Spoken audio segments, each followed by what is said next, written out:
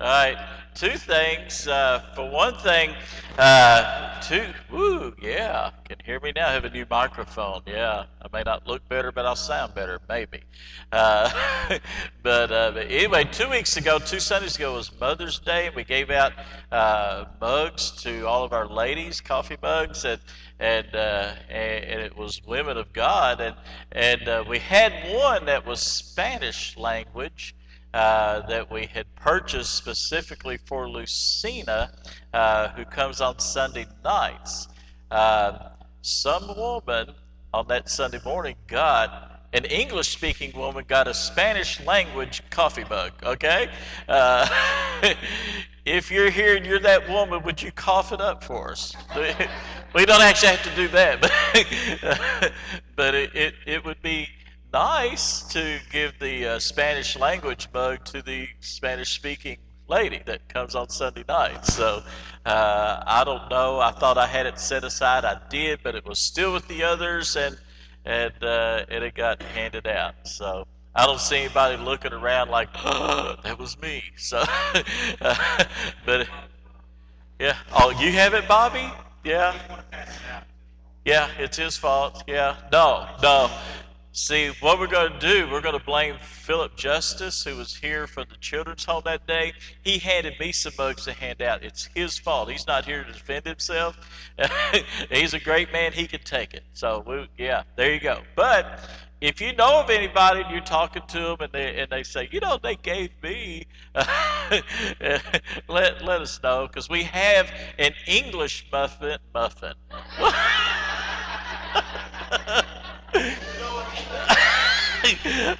Okay, Janet did say be sure to end on time, so I'm thinking of lunch already. We're not doing English muffins though. You remember last Sunday? Yeah, the blessing. And Janet, you notice that even though it was an eye roll moment for Janet last Sunday, I did children's service. She remembered I did that, didn't she?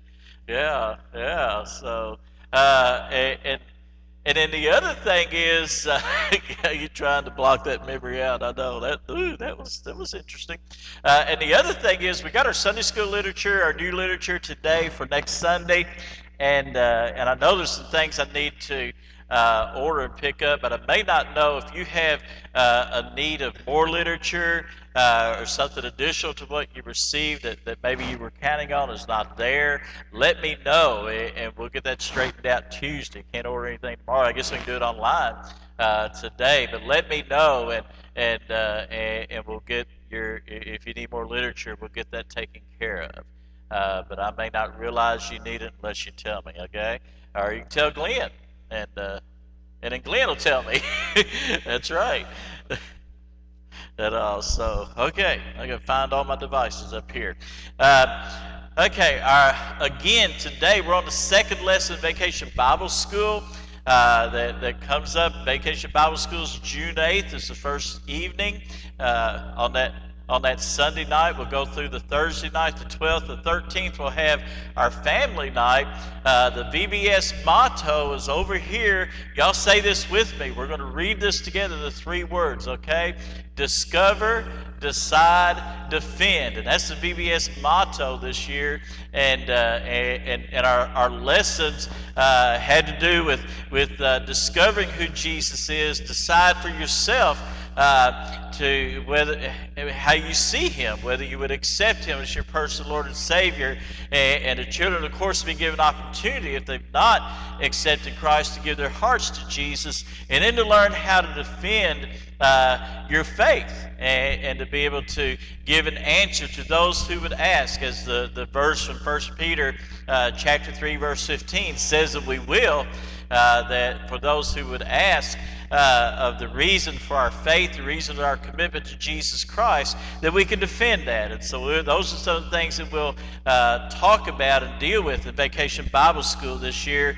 And today, the message we're going to look at the second lesson, which was Jesus more than just a good man. We're going to read from Mark chapter 6 and beginning at verse 30. and y'all just read along with me, and we'll look. We'll try to do this quickly, okay? Thoughtful of your time. But we're looking at evidence that Jesus was more than just a good man. If all he was a good man, he could not be our Savior. And in fact, he would have dealt with sin, with temptation, just like we do. We're all sinful. The Bible tells in the book of Hebrews that he was tempted in all points like as we are, yet without sin.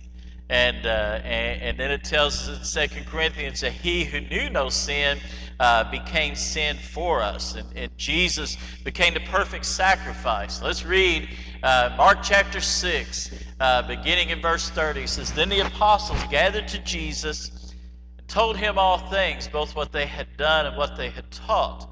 And he said to them, Come aside by yourselves to a deserted place and rest a while. For there were many coming and going, and they did not even have time to eat. And so they departed to a deserted place in the boat by themselves, but the multitude saw them departing, and many knew him and ran there on foot from all the cities. They arrived before them and came together to him.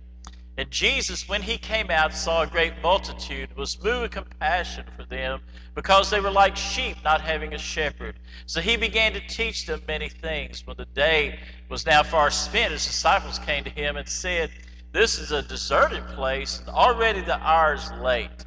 Send them away, that they may go into the surrounding country and villages and buy themselves bread, for they have nothing to eat. And he answered and said, You give them something to eat. I want to back up. All right, I want you to see. What do the disciples do? First phrase there in verse 36, send them away. Jesus had a completely different take. And the reason they wanted to send them away wasn't necessarily so much that they didn't care. They did. They knew they were hungry, but they thought, there's no way we could feed this many people.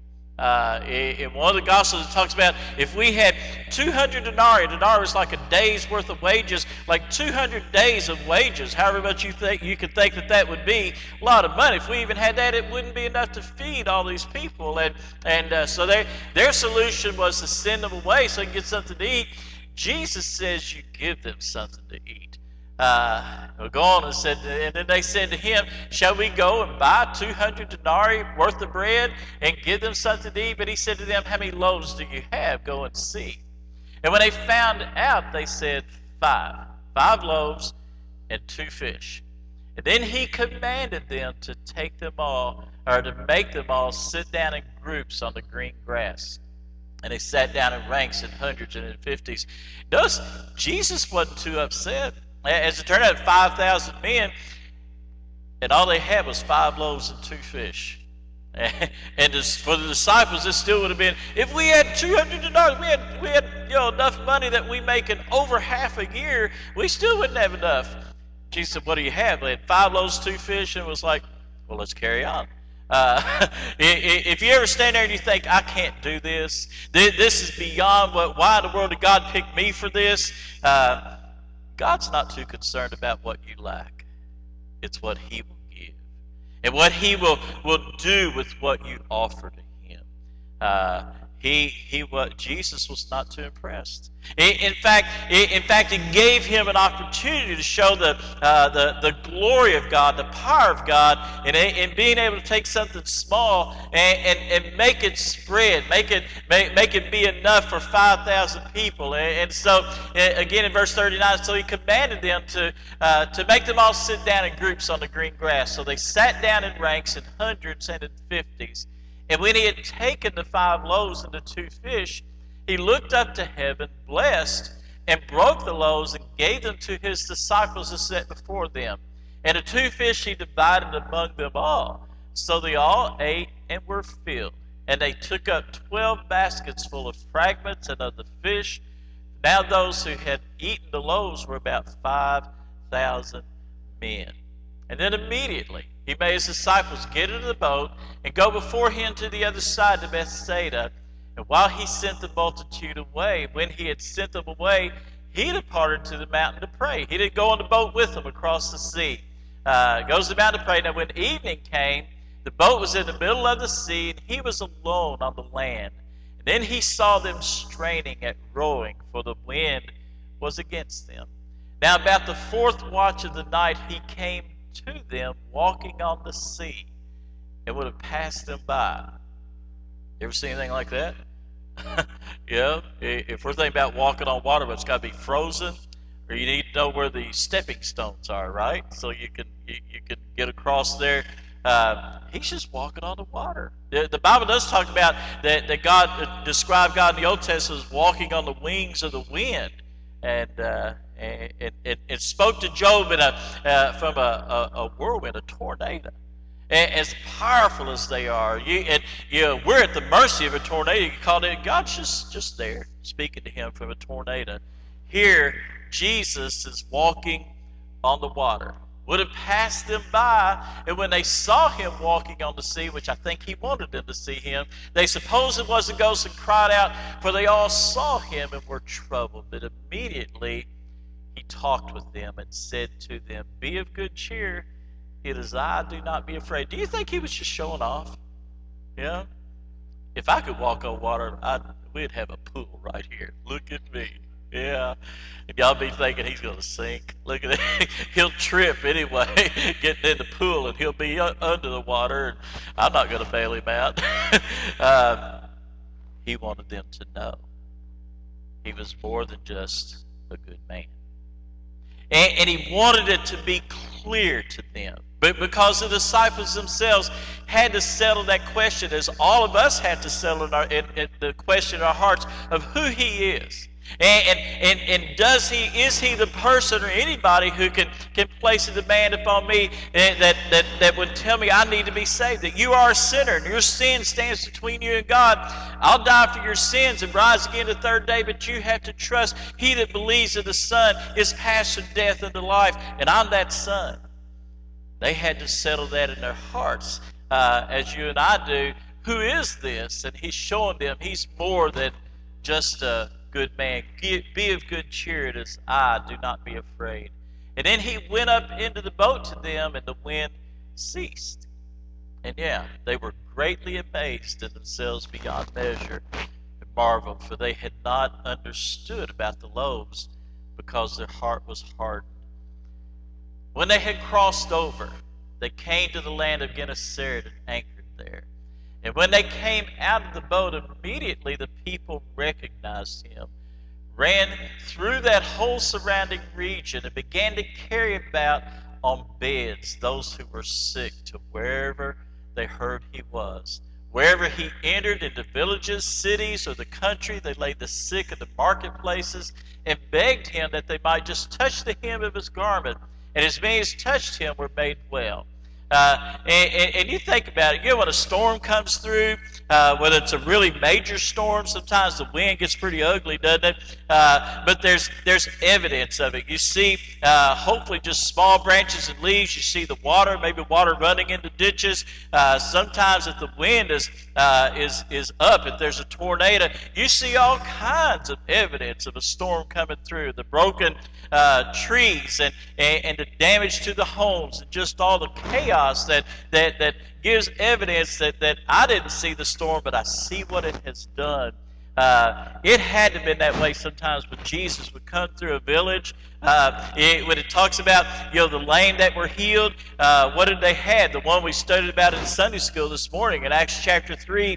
They had carried him, maybe a pallet or a blanket or something that fall off of here, that was no longer needed because he could walk on his own. Maybe those that could walk some, but they had to have a cane, and the cane was no longer needed, and the cane was laid aside. I guarantee that man in Acts chapter 3 who went walking and leaping and praising God into the temple, hey, I doubt, it doesn't say he did, but I doubt that he bothered to go back and get his blanket or whatever they carried him on that pallet. It was left behind. And in every village that he would walk through, unless maybe it was his home village of Nazareth, but in every other village as he walked through and people are being healed, there was evidence that something amazing had happened. The excitement of the people amazed at what he had done and what had happened. They glorified and praised God. He leaves evidence in our lives, in your life and in mine, when he passes through. When he passed through that day, if you're here and you're saved in which you gave your heart to Jesus Christ,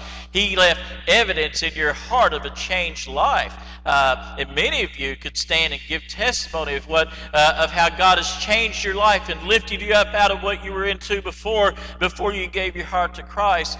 We see evidence and proof and know it in our own hearts that Jesus is more than just a good man. Was he more than just a good man? And part of the evidence, I want you to go with me. Jesus claimed to be more than just a good man. I want you to go to Exodus chapter 3. Okay? This is Moses standing in the wilderness of Midian, and standing there inside of the burning bush. Okay?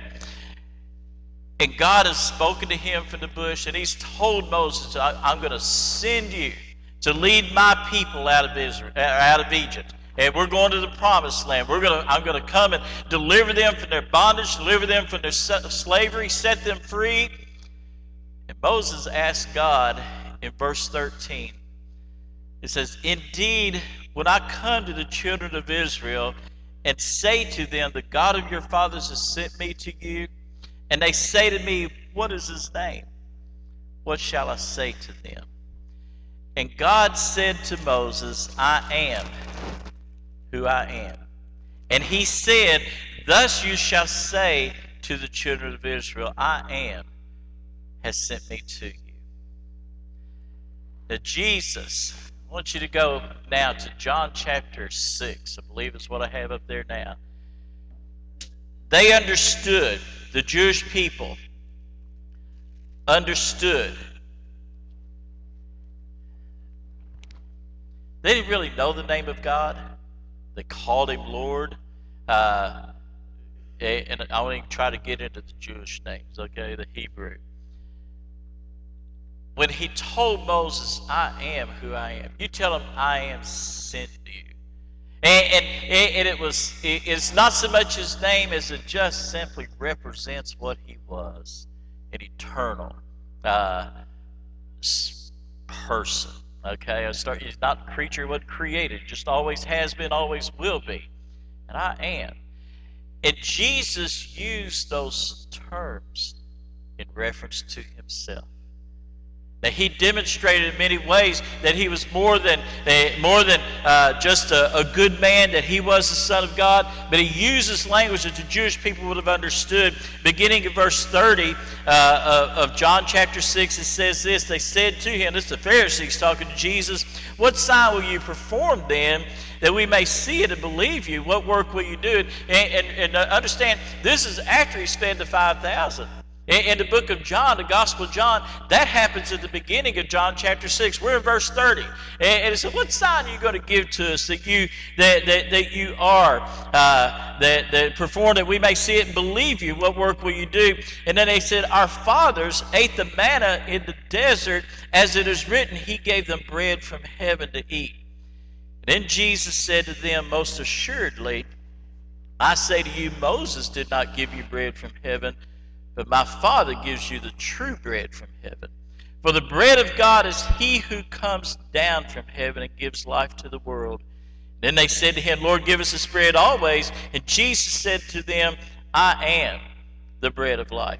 He who comes to me shall never hunger, and he who believes in me shall never thirst. But he used those two words, that combination of I am. He said, I am the bread of life. Later on, he says that he that believes in me will never hunger and never thirst. In fact, he said that again in verse 35. He that comes to me shall never hunger. He who believes in me shall never thirst. But he uses that language of I am. They would have understood he was talking about God. Jesus titles for himself. It is in John 6:35. He says, I am the bread of life. Jesus claimed to be more than just a good man. In John chapter 8, verse 12, he said, I am the light of the world. And they understood, they should have understood that he was talking about equating himself to God himself. I am the door. In John chapter 10, in John chapter 10, verse 11 and verse 14, he told them, I am the good shepherd. And we'll come back and look at that passage again in a few minutes and talk about the love that the shepherd had for his sheep. I am the resurrection of the life. He stands outside of Lazarus' tomb talking to Martha, Lazarus' sister. Lazarus is dead in the tomb. And he's telling her, you trust me, I am the resurrection and the life. And he that believes in me, even though he dies, yet will he live. And he was promising life for her son. And in Jesus in John chapter 11, actually in John 14 verse 6, he said that I am the way, the truth, and the life. And so he used that language time after time that they would have understood. In John 15, he said, I am the vine. And so he used all these terms to describe himself, describe the kind of work that he would do in salvation in their lives, but to let them know that he was more than just a man, more than just a good man. This is the Son of God. And they understood, they challenged him, how can you have come down from heaven? How could you equate yourself with God? But Jesus claimed to be more than just a good man. He showed them, I am the Son of God. I am equal with God. They had to settle that in their hearts. They had to come to the conclusion that he was exactly who he claimed to be, that he was the light of the world. He is the good shepherd. He is the door to salvation. Oh, what I'm doing here with my microphone. Y'all just kind of listen in between the bumps, all right? And that he is the truth and the way, the truth, and the life, and the true vine. Jesus claimed to be more than just a good man. The reaction of people to him showed that he was more than just a good man. The feeding of the 5,000, it's in John chapter 6 and verse 14. In John's account, I'm going to have to turn this thing off one more time. We're going to do what?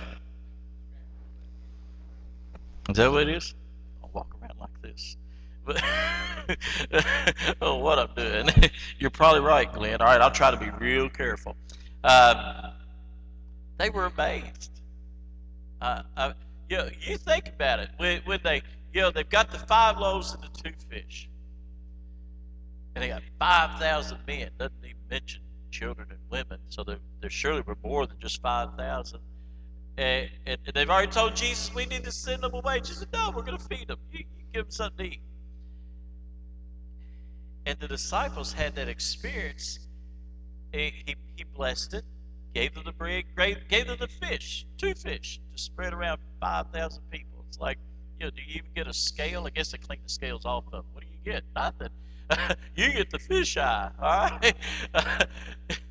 Everybody got enough.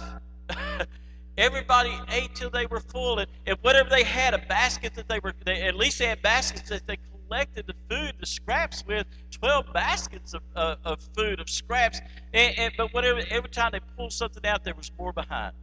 Every time. And the people, somebody, out of 5,000 people, somebody in the back of that crowd maybe didn't really understand what was going on, but somebody up front probably did. And it just says that they were amazed at what he had done. When God doesn't work in your life, I think we're all the same way. We ought to be as amazed as they were in that day. You think about the disciples on the Sea of Galilee. I have a reference, Matthew 8, verses 26 and 27. It's where Jesus calmed the storm. And if you remember there in John chapter 6, it was storming some because the sea calmed when he got into the boat with them. And they were all amazed. But Jesus is out there walking on the water, and coming to him, and no, he was asleep down in the ship in the storm, and it's just raging. They wake him up. Aren't you afraid you're gonna die? Help us bail. Get a bucket. And he just speaks to the storm. And it's at the end of verse 26 in Matthew 8. It says, "There was a great calm, and they marveled." All right. You ever do something stupid, you look around and people looking at you like, huh? Is he really that dumb? Oh, I'm looking at John Skipworth here. You've never done anything like that, have you? Sometimes somebody here has probably done something amazing and people looking like, man, look at that. I guarantee they looked at him. And it says they were amazed. The men marveled. who can this be that even the winds and the sea obey him? This is power. This is not just a good man. He spoke to the storm, and it was a storm. He asked them, why are you afraid? And they're bailing for their lives. Well, why would they be afraid? You would have too, and I would too. These were seamen. They were accustomed to dealing with the storms out of the Sea of Galilee. And he says, where's your faith? Why are you afraid? And he just speaks to the storm and everything. I bet it was really quiet. You could hear that quiet, feel that calm. And they look at each other, look at Jesus, and who is this man? They knew he was more. They knew he was more than just a good man. The crowd at Capernaum. I want you to see this in Mark chapter 2. And Jesus here, this is where he's in the house there in Capernaum, and the crowd in the house was so great that the men that brought this lame man to them, to Jesus to be healed, they had faith and confidence he could heal him. They couldn't get to him, so they took the roof apart and dropped him on his pallet. They didn't just drop him, they lowered him to where he was there right in front of Jesus. And Jesus forgave his sins first. The man's laying there lame. They wanted him to heal him. He forgave his sins first. Who does he think he is that he would forgive somebody's sins? Can't do that. He's just a man. And then Jesus asked them. He knew what they were thinking and saying. And he asked them, is it harder to forgive his sins? Harder to heal him? To say to the one who was lame, paralyzed apparently, rise up, take your bed and walk. Of course, how do you answer that? They couldn't do either one. They knew. And so he said, he spoke to, that you may know that the Son of Man has power on earth to forgive sins. He said to the paralytic, I say to you, arise, take up your bed, and go to your house. And immediately he arose. And it says in that last phrase of verse 12 of Mark chapter 2, the people are looking